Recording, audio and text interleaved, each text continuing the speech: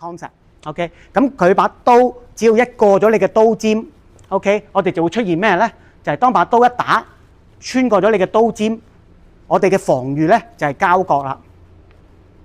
OK， 防禦就係一個交角，得唔得 ？OK， 所以當我哋要做防禦嘅時候，簡單講就係要攞對方個交角出嚟。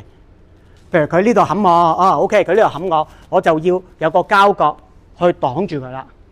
交角越接近90度，即係一個 cross 啊，即係 sorry 啊，我或者咁樣講，一個直一個橫，你當佢180度 ，OK， 咁呢個防禦咧係一個絕對有效、絕對舒服、輕鬆嘅防禦。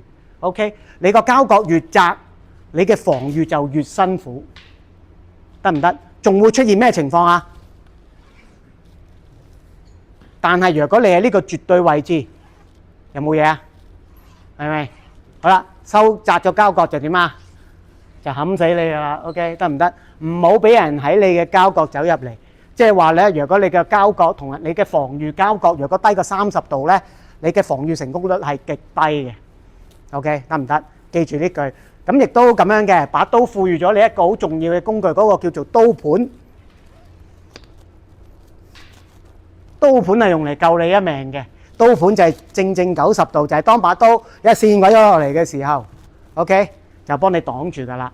好，係啦，我哋練嘅所有動作都係我同人哋打緊嘅時候，佢做一個動作，我做一個動作嘅反應走出嚟嘅，而唔係講緊我刻意去做一個動作，跟住我就用另一個動作去處理嘅。呢個世界唔係咁嘅，你當下打緊嘅時候，你唔知你做緊乜嘅。